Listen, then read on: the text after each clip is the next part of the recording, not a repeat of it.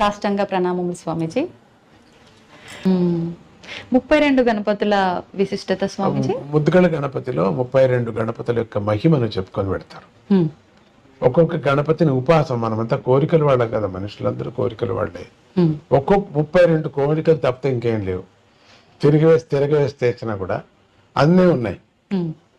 లెక్క వేసేస్తే ఎవరెవరికి ఏ దురాశ కానీ, ఎంత ఆశ కానీ, మంచి ఆశ కానీ, చెడు ఆశ కానీ అన్నీ ఒక పట్టీలాగా రాస్తే అయ్యే 32 మా గ్రూపులు అవుతాయి. అంతే, 32 గ్రూపులు అవుతాయి. ఆ 32 గ్రూపులకు కూడా ఆ ఆశ తీరేటట్టుగా ఆ స్వామిని ముద్దుగల పురాణంలో తానే ఆ 32 వేషాలతో వచ్చి కాశీరాజుని భ్రమించి, కాశీరాజు తన యొక్క రాజ్యంలో తాను ఉండిపోతాడు, శివుడి యొక్క రాజ్యంలో తాను ఉండిపోతాడు, వరం ఇస్తాడు ఉండు అని. కానీ శివుడికి మాత్రం అక్కడ ఉండాలనిపిస్తుంది. దివోదాస్ అని ఆయన పేరు. ఆ దివోదాసుకు ఉండాలనిపిస్తుంది. ఆ దివోదాసు ఉండిపోతాడు అక్కడ, కాశీ వదలడు. శివుడికి మాత్రం కాశీ రావాలి. ఎందుకు? కాశీ మోక్ష ప్రధానమైనటువంటి, అన్ని ప్రళయం వచ్చినా కూడా త్రిశూలంలో పట్టుకుంటాడు. అటువంటి క్షేత్రాన్ని బోళాశంకరుడు కదా ఆత్మలింగాన్ని రావణుకి ఇచ్చేశాడు. తన రాజ్యాన్ని కూడా ఇచ్చాడు, తన ప్లేస్ అది ఇచ్చేశాడు. అప్పుడు మళ్ళీ అనిపించింది రావాలని. ఆ దివోదాసుని దూరం చేయటానికి ఈ గణపతి నేను చేస్తాను నాన్న అని చెప్పి 32 వేషాలతో అక్కడున్న తమో గుణంతో ఉండినటువంటి జనం, వాళ్ళందరూ సత్వగుణం అయితే వదిలేసేవాడు, తమో గుణంతో అహంకారం వచ్చేసింది వాళ్ళకు. వాళ్ళందరినీ తొలగించటానికి, వాళ్ళకు ఉండినటువంటి ఆశలు తీరుస్తానని యంత్ర మంత్ర ధూపాలతో, ఈ అవతారాలతో వాళ్ళందరికీ చంచలం పట్టించి వాళ్ళకి నిజమైనటువంటి మార్గాన్ని తప్పించేసి దివోదాసు కొనాకు వెళ్ళిపోతాను, నాకు వద్దు ఇదేని. అప్పుడు శివుడు వస్తాడు అక్కడికి. ఇది కథ అది. అందుకని 32 గణపతుల అవతారము వినాయకుడు చేసినటువంటి అవతారం. స్వామీజీ, మానవుల విషయానికి వస్తే కోరికలు సహజమే మీరు అన్నట్టుగా, కానీ పుట్టుక చావు అనేది కూడా అది సహజము, ఎవరికైనా తప్పదు అన్న విషయం తెలుసు, అది వాస్తవం. కానీ చావు అనగానే భయపడిపోతూ ఉంటారు. దీని గురించి ఏం చెప్తారు స్వామీజీ? ఎందుకంటే ఈ బంధం ఎక్కువ, దీని మీద ఆశ కదా, అందుకని ఈ ఆశను వదిలేసిపోతామే అని ఒక భయం. అందుకని అది ఈ సోఫా వదిలేసిపోతున్నాం, ఈ టీవీ వదిలేసిపోతున్నాం, ఈ గడియారం వదిలేసిపోతున్నాం, ఈ ఫోన్ వదిలేసిపోతున్నాం అని ఒక బెంగ, ఇవన్నీ వదిలేసిపోతాం. అందుకని భయం, చావు అంటే భయం. రెండోది, చచ్చేవాడిని అడిగితే బాగుంటుంది, కానీ వాడు వచ్చి చెప్పడు కదా. వచ్చిందా ఈ యముడు కనపడతారు, వాళ్ళకు దూతలు కనపడతారు, అందుకని భయం. చనిపోవడానికి స్వామీజీ ఆ క్షణంలో కనపడతారు కాబట్టి భయం. ప్రాణ ప్రయాణ భవభీతి సమాకులస్య దీనస్య కృపయా తవ ఆగతస్య. అది అప్పుడు ప్రయాణం అయ్యేటప్పుడు, ప్రాణ ప్రయాణం అయ్యేటప్పుడు భీతి ఎక్కువ ఉంటుంది. అందుకని మామూలుగా కొంతమందికి ప్రాణము 9 ద్వారాలు ఎక్కడ పోతుందో తెలియదు, పటక్కన పోతుంది. జ్ఞానులకు మాత్రం ఎక్కడ పోతుంది, పోకపోయినా పగలు కొడతారు, కపాలంలో పోవాలా అని చెప్పేసి పగలు కొడతారు. కాబట్టి అప్పుడు అందరికీ కూడా ఈ ప్రపంచం మీద ఎక్కువ ఆశ ఉంది కాబట్టి దీన్ని వదలకోకుండా, బంధువుల మీద ఆశ ఉండదు, థింగ్స్ మీద, డబ్బు మీద ఫస్ట్. బంధువుల మీద 1% ఆర్ 2% అంతే. మిగతాదంతా 99 భాగాలంతా థింగ్స్ మీద, తిండి మీద, ఇవన్నీ వదిలేస్తున్నామని భయం. అవును స్వామీజీ, భక్తి అంటుంటారు. నిజంగా భగవంతుడి విషయంలో చూపించే భక్తి ఏ రకంగా ఉండాలి స్వామీజీ? భక్తి అంటే సమర్పణ భావం. రెండవ థాట్స్ లేనటువంటిది, నమ్మకం. ఇప్పుడు బస్సు నడుపుతున్నాడు, ఏ నమ్మకం మీద మీరు కూర్చున్నారు? పడవ నడుపుతున్నారు, ఏ నమ్మకం మీద మీరు కూర్చున్నారు? నమ్మకం. యాక్సిడెంట్ చేయొచ్చు వేరే విచారంగా, అది వేరే. అంత నమ్మకము నీకు ఒక డ్రైవర్ మీద 45 మంది ప్రాణం ఎట్లా నమ్ముకున్నారో అన్ని పోతాయి. ఎప్పుడూ యాక్సిడెంట్ ఏం కాదు కదా, ఏదో సందర్భానుసారంగా ఎట్లా నమ్ముకున్నామో ఆ నమ్మకమే భక్తి. అటువంటి భక్తిని పరమాత్మ మీద పెట్టాలి. ఎవరు తెలియనటువంటి, ముక్కు ముసలి తెలియనటువంటి వాడికి 40 రూపాయలు ఇచ్చి చార్జ్ తీసుకొని వాడిని నమ్ముకొని కూర్చుంటావే, భగవంతుడి మీద ఎందుకు నమ్మకూడదు ఉంటుంది. ఇది పెద్ద ప్రయాణం మంది. అవును స్వామి. బస్సు ప్రయాణం 2 గంటలు, 4 గంటలు, 5 గంటలు. ఈ మన ప్రయాణం, మనిషి ప్రయాణం జీవమాన పర్యంతరము. మనం నడిపేటువంటి డ్రైవర్ ఎవరు? భగవంతుడు. వాడిని నమ్మటమే భక్తి. స్వామీజీ, మనం ఒక మానవ జన్మ తీసుకున్నాము అని అంటే అసలు ఈ బంధాలు, బంధుత్వాలు, కోరికలు వీటిలోనే కొట్టుమిట్టాడుతున్నాం. నిజంగా ఇవన్నీ లేకుండా మోక్షం పొందడం, భగవంతుడిలో ఐక్యం అవడం కోసమే మానవ జన్మ తీసుకున్నాం అంటారు. ఏంటి స్వామీజీ అది నిజమైన? అదేం లేదు, ఇది అనుభవించాలి. ఎందుకంటే ముందుగానే ప్రశ్న అడిగారు, బుద్ధికా కర్మ, కర్మకా బుద్ధి. ఆ కర్మ ఉంది కదా, పోదు కదా. అందుకని దీన్ని అనుభవించటానికే మనం పుట్టాం. కర్మ బంధనం అనుభవించటానికి పుట్టాం. ఈ కోరిక, అందుకని ఈ కోరికలు వస్తాయి, ఒకదానికోటి పేర్కొని పోతున్నాయి కానీ వదిలించుకోవటం లేదు. అందుకని అన్ని కోరికలు వదిలేసి నువ్వు పరమాత్మ స్మరణ చేయ పెద్దలు చెప్పడం కారణం అదే. ప్రతినిత్యం ఒక కోరిక, ప్రతినిత్యం ఒక కోరిక, కొత్త కొత్త కోరిక. పాతవి మర్చిపోతున్నాం, కొత్తది కోరుతున్నాం. కానీ భగవంతుడు అట్లా కాదు, పాతది కూడా నెరవేరుస్తాడు. పాతది నెరవేర్చే పాతది నెరవేర్చాలని మళ్ళీ జన్మని ఎత్తాలి కదా. భగవంతుడు మాట అబద్ధం కాకూడదు కదా. నువ్వు అడిగావు కదా 3 రోజుల కిందట, కానీ చాలా కోర్టులో హీరింగ్ ఉంది, చాలా రోజులు అవుతాయి పట్టింది, ఇప్పుడు తీర్మానం అయింది, ఇప్పుడు నువ్వు అనుభవించు, నువ్వు లేవే, ఎత్తు జన్మ, నెక్స్ట్ అనుభవించు. అందుకని కోరికలే కోరకూడదు అనటం కారణం ఇదేనే. ఎత్తటం, జన్మ ఎత్తటం. ఎలా సాధ్యపడుతుంది స్వామీజీ కోరికలు లేని స్థితి రావటం అనేది? అందుకనే కదా, స్థితి పడదు కాబట్టి మళ్ళీ జన్మలు ఎత్తుతూ ఉన్నాం. ఆ స్థితి రాదు. స్థితి రావాలంటే బలంగా మనం సద్గురువు నమ్ముకోవాలా, చెప్పినట్టు వినాలా. 10 కోరికలు ఒక కోరికైనా తీరని 9 కొట్టేస్తూ రావాలంతే. ఆ స్థితి రావటం అంటే మోక్షం పొందడమేనా స్వామీజీ? లేదు, ఆనందాన్ని పొందడం.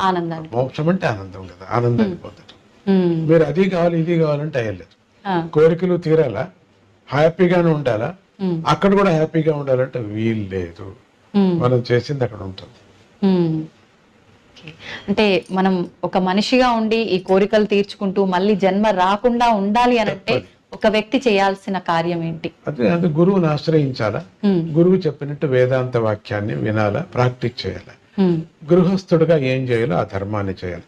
అంత మాత్రమే పాపం అది, అంత మాత్రం, దాంట్లో కూడా పాపం ఉంది, అంత మాత్రమే పాప పుణ్యాలు. అంత మాత్రంతోనే తృప్తిగా ఉండాలా. అది జీవనంతో శాంతిగా సమదృష్టితో ఉండాలా. ఊహపోహలు ఉండకూడదు. ఊహపోహలు ఒకరోజు నిజమైపోతాయి. అందుకని ఊహపోహలు కూడా ఉంటే బాగుండు, ఒకరోజు అయిపోతావు. ఊహలు కూడా లేదు, పరమాత్మనే భజిస్తూ ఉండాలి. అదే ఊహ, భగవంతుడిలో చేరాలి. అది మంచి మంచి కథలు, మంచి మంచి విచారాలు వింటూ ఉంటే దాంట్లో విహరిస్తూ ఉంటాయి. రేపు పొద్దున్న నీకు అదే కళ కనపడుతూ ఉంటుంది. మీరు పరీక్ష చేసి చూడండి మరి కావాలంటే. అదే ఊహలో ఉంటే ఇదే కనపడుతుంది మనకు. మళ్ళీ అదే కావాలి, మనకు అదే కావాలి, ఇట్లే ఉండాలి, అట్లే ఉండాలి అనిపిస్తుంది. ఈ ప్రపంచంలోనే ఉంటూ మోక్షం కావాలంటే ఎట్లా అవుతుంది? ఇంపాసిబుల్. అంటే ఖచ్చితంగా మనం జన్మ తీసుకుంటూనే ఉంటాం కానీ అదైతే సాధ్యపడదు. కోరికలు కోరుతున్నాం కాబట్టి. అవును, కోరికలు లేకుండా ఉండాలి మనం, అప్పుడు జన్మ తగ్గుతుంది. ఒకే రోజు తగ్గదు, ఒకటోటిగా పోతూ తగ్గిపోతుంది. స్వామీజీ, మనం చేసే కర్మను బట్టే మనకు జీవితం ఉంటుంది కదా మీరు అన్నట్టుగానే. ఇప్పుడు కానీ కొంతమంది చెప్తూ ఉంటారు స్వర్గం, నరకం ఉంటుంది, మనం ఖచ్చితంగా దానికి సంబంధించి ఆ మూల్యాన్ని చెల్లించుకోవాల్సి ఉంటుంది అని చెప్పి. నిజంగా అవన్నీ నమ్మొచ్చు అంటారా? ఖండిత. ఇప్పుడు ఎందుకు నమ్ముతారైతే? కోర్టు కచేరీ ఉంది కదా ఇప్పుడు, ఎందుకు నమ్మాలి మనం? ఎవరు చేశారు ఇది? మనవాళ్ళు చేశారు కదా. ఎవరు మీరు? మనుషులే కదా. ఎవరు సంవిధానం చేసుకున్నారు? మనుషులే కదా. ఎవరు ఈ తీర్మానం చేశారు మంచిది చెడ్డదని? మనుషులే కదా. అట్లానే మంచిది చెడ్డది చేసిన వాళ్ళు ఆ దేవతలు మనకు చేశారు కాబట్టి ఇక్కడ నువ్వు తప్పించుకోవచ్చు, చాలా కష్టపడి తప్పించుకోవచ్చు. ఈరోజు ఏదేదో అందరిని చంపిన వాళ్ళంతా హాయిగా తిరుగుతున్నారు, తప్పించుకున్నట్టే కదా లెక్క వాళ్ళు. అయితే పరమాత్ముడి దృష్టిలో తప్పించుకోరు వాళ్ళు. వాళ్ళు అక్కడ ఉంది, అక్కడ అనుభవించక తప్పదు. స్వామీజీ, భగవంతుడికి సేవ చేయడంతో సమానమైనది మానవ సేవే అని అంటుంటారు. నిజంగా మానవుడికి సేవ చేసుకుంటే భగవంతుడికి సేవ చేసినట్టే. నొప్పి పడిన వాటికి నీడీ పర్సన్ కి అన్నం పెట్టడం, మంచిదే కదా, ఒక కుక్కకి అన్నం పెట్టడం కూడా మంచిదే కదా. ఉమ్, అది అన్ని దాంట్లలోనూ పరమాత్మని చూడు అనే భావన ఎవరికి వచ్చిందో వాళ్ళు మానవ సేవ చేస్తున్నారు. భగవంతుడు అట్లే చూస్తున్నారు. వాళ్ళు మానవుల్లాగానే చూడటం లేదు, ఉమ్, మానవుల్లో ఉండిన బాధ చూస్తున్నారు, ఉమ్, మానవుల్లో ఉండిన ఆకలి చూస్తున్నారు. దానికి మనం సేవ చేస్తున్నాం. కాబట్టి పరమాత్ముడిని అన్ని జీవుల్లోనూ ప్రత్యక్షంగా అనుభవించి భోంచేసేవాడు. అబ్బా ఎంత బాగుంది, మనం ఏమిచ్చినా చాలదు, ఉమ్. అనుభవిస్తున్నాడు. కాబట్టి పరమాత్ముడిని మానవుల్లోనే చూసుకో, మాధవ సేవ అన్నారు. మ్మ్.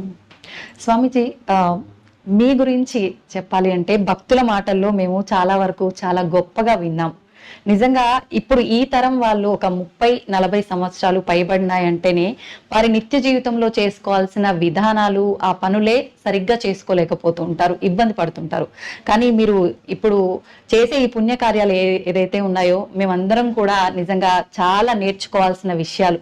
నిజంగా ఇదంతా ఎలా సాధ్యపడుతుంది స్వామీజీ? అది అమృతం, నీకు అమృతం ఎట్లా వచ్చింది అన్నట్టుగా ఉంది మీ మాట. వచ్చింది.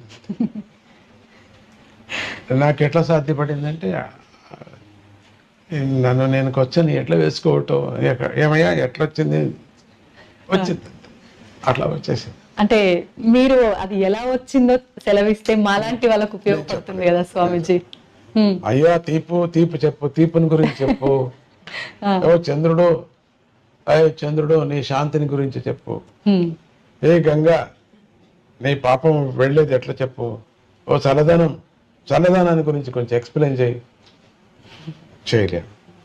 అనుభవించు. 10 మందిని అనుభవిస్తున్నారు కదా, అదే నా అవతారం, అదే నా యొక్క వాళ్ళకి నేను ఇచ్చేటువంటిది. వాళ్ళు నా మీద ఆశపడుతున్నారు అంతగా, కాబట్టి అనుసరిస్తున్నారు వాళ్ళు.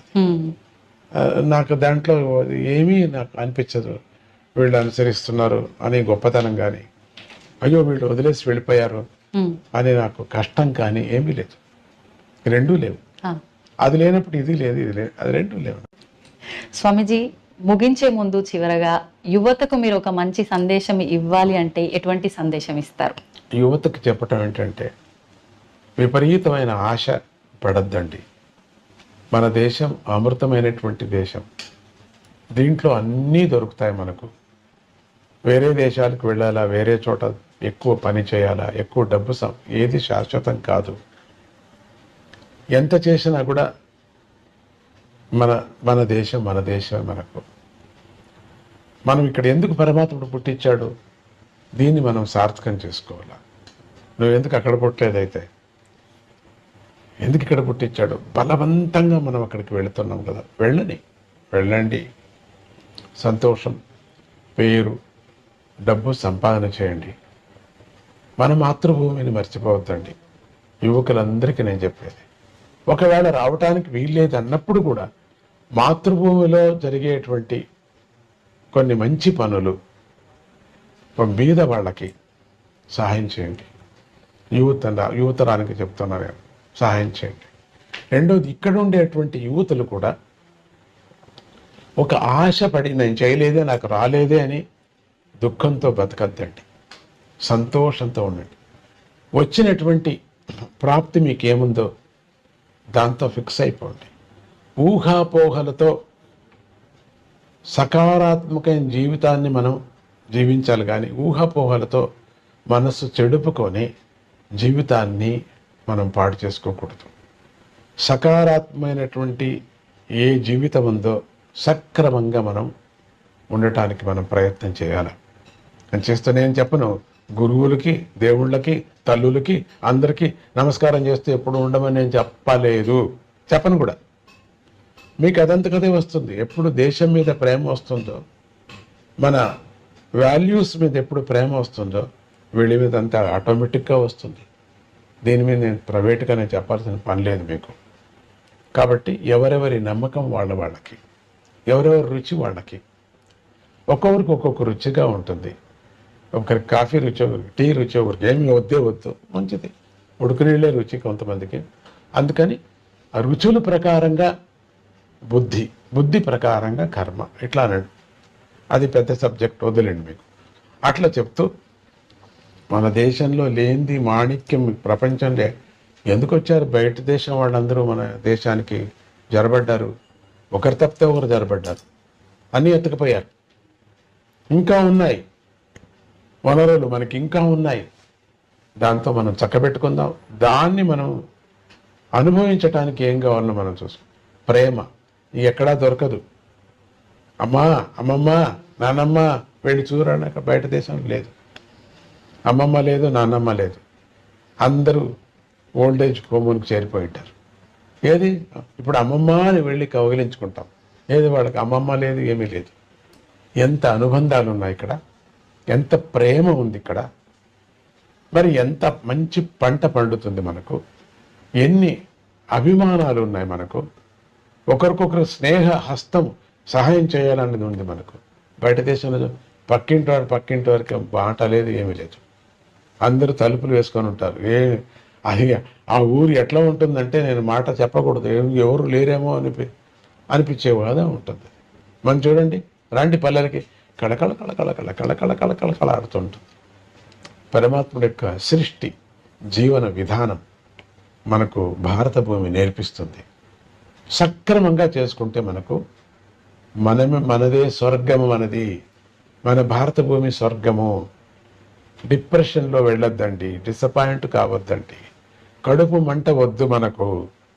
వాడు తెచ్చుకున్నామంతే అనుకుంటూ తృప్తి జీవితాన్ని గడుపుతూ మీకు, మీ ఇంటికి, మీ చుట్టుముట్టు వాళ్ళకు, మీ యొక్క మిమ్మల్ని ఏలుతున్నటువంటి ప్రజాప్రతినిధులకు, ప్రజలకు అందరికీ మీరు సహాయం చేయండి.